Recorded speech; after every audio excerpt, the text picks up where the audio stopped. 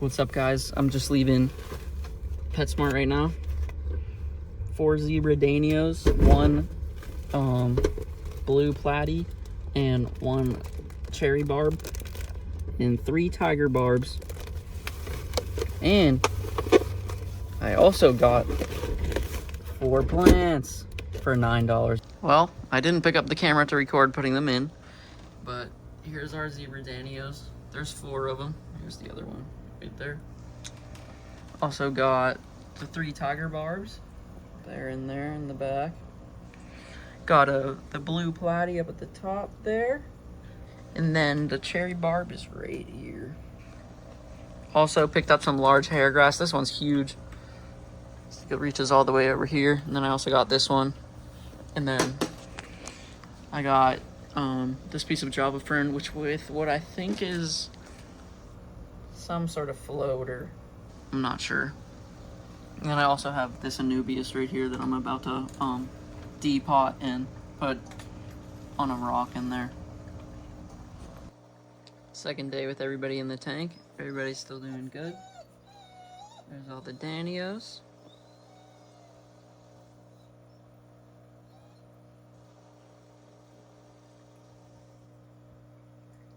Here's 2 of the tiger bobs. That one's found some food, he's eating it. But yeah, here's the Anubias in the pot. I took it out and just decided to hang the good rhizomes in there till I can find something else to glue them to, and probably put them down here at the bottom.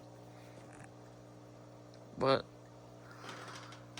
I'm happy with my purchases. Everybody's still living. So this guy actually is a little bit beat up. So I think that's why he's a little bit not colored up like he should be. He really wasn't that colorful in the store. It's just not many people that I know have a Parkinson's rainbow. So I decided to get him. I'm sure that being in this new environment, I'm getting some good food in him, getting some brine shrimp and stuff like that in him. He'll be happy. And the little Pleco's just peeking his little head out. There he is. Just peeking his head out.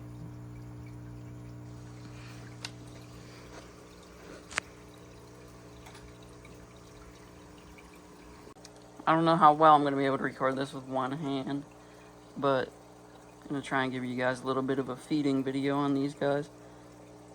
So what I do is I put the feed in there, I try and get it all milky like that, and then everybody goes crazy for it. Even the Parkinson's is definitely eating a lot.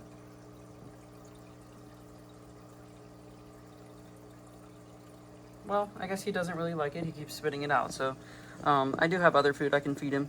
Looks like he might be getting a little aggressive at feeding time. But all the other fish really love the food. Might have been a little bit too much, but I have so many in there. And I also have the cichlid and not the cichlid. I also have the zebra pleco, and I have a bunch of 2 Siamese algae eaters that'll probably pick it up. Also, now that I'm standing, I can give you a better view of the top. So the duckweed was actually covering it all the way back and all over there, but I just took some out and I actually moved it over to the goldfish tank. I can already tell that he's starting to color up a little better than he was at the store. Other than that, everybody else is living. I've decided that those hair grasses are going to go into the cichlid tank, probably like in the back of the scape, because they're already growing so long in there. I know that the light will be able to keep them growing. I'm really happy with how the tank is turning out. I never thought that it would actually have this many fish in it. I thought it was just going to be a plant grow out, but I'm kind of glad that it has all these fish in it. I have not been able to find the zebra pleco that I got, but he's definitely in there. It's not like he can jump out. There's a pretty substantial water gap.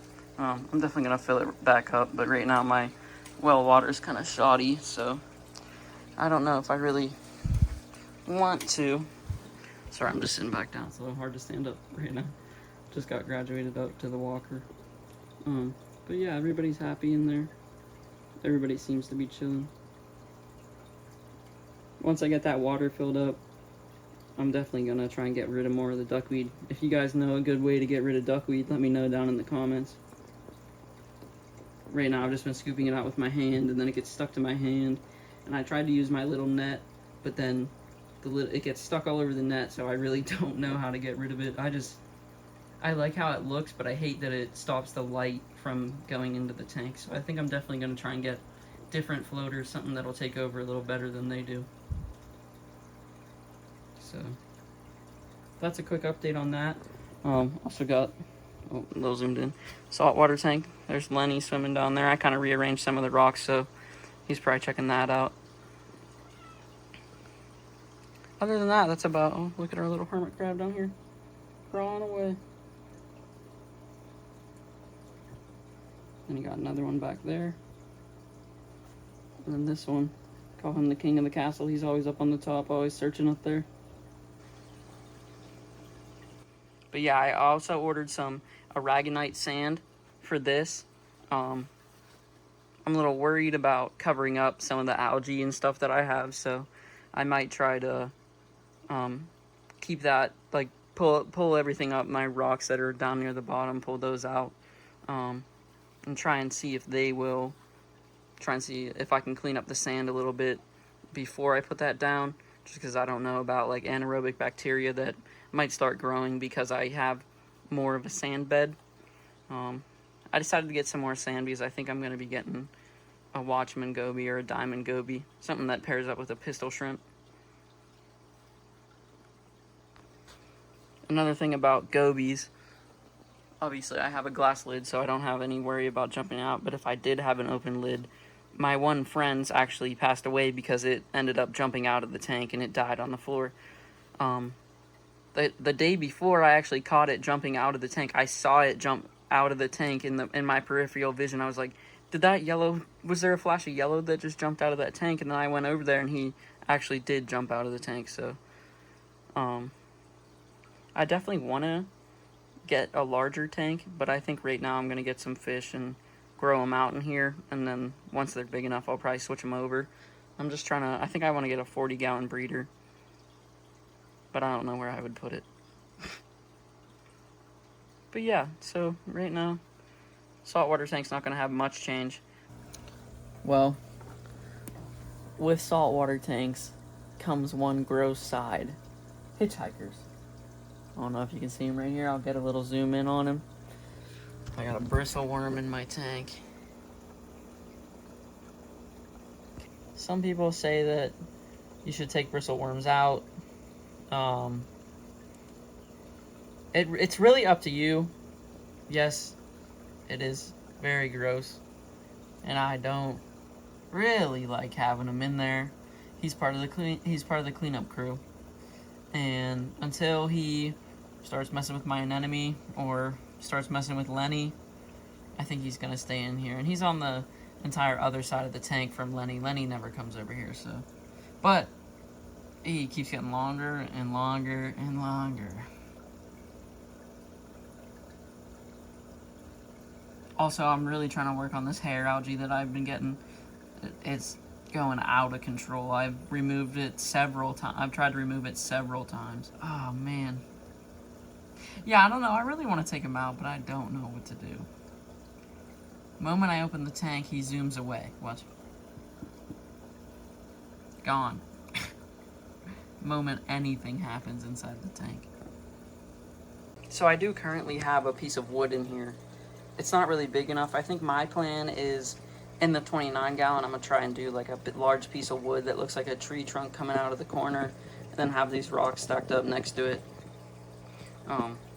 I'll switch over there in a second and I'll show you guys what I'm talking about. But I have a lot of rocks in here. I have several larger rocks that I can use, but some of them are actually really big because I used to have them in my turtles tank. Just got my chair repositioned. We're over here now. I just threw all this duckweed in there from the other tank. Surprisingly, it's not coming straight down, which it normally does. Kind of happy about that. So I'm thinking the tree stump's probably going to be in this corner, or probably this corner. I'm going to have it going up most of the way, probably like to like here, and then have like one couple, maybe a big root coming off the back, something like that. I could probably use the one piece of wood that I have as the big root coming off, and then I think I'm gonna try and do like a rock stack like through here, maybe like one big one leaning up on the stump. But I think I'm gonna try and go for a more naturalistic feel on it. Or I actually have another idea. If I put the tree stump in the middle, I could put the hair grasses on either side, and then they would grow out and touch the front of the tank and possibly even start growing down. I definitely want to try and separate the hair grass. Probably I'll separate it in half, so I have 4 hair grasses in here.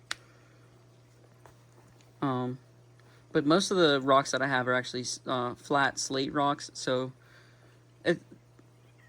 I've tried to scape it different ways multiple times, but it normally ends up looking pretty similar to where it's like flat rock, two rocks on the side, another flat rock on top, and it looks too open. So I definitely am gonna take my time on trying to do that. But the only thing that's holding me back from doing it is I have to find a place to put the 10-gallon, because the 26-gallon is going to be going where the 10-gallon is. And until I can find somewhere to put the 10-gallon while I'm working on it, I can't move the fish. So I have to get that other tank set up. I'm probably going to put like this much of I'm probably going to put half the water that's in here into there. I don't know. I'm trying to save a lot of the water that's in here. So I'm probably going to save at least 15 gallons of this water and put some new water in, just so that it's less stressful on the fish. The goldfish I'm not really worried about. They can live in pretty much anything. So if I only have like this much of the water into the other tank and then I use all tap water, they'll be fine. But before, when I tried to switch my cichlids, which I had in my 55-gallon, over to my 35, and they got tank shock and they ended up passing away because I didn't reuse enough of the water. So I have this set a little bit higher than that one because I don't have a big enough heater to get that one hotter. So I'll probably have to acclimate the cichlids a little bit to come into here, but big plans are coming. If you like this week's video, smash that like button for me. I found a place where I'm going to put the 10-gallon, so the very next video is going to be building the cichlid tank.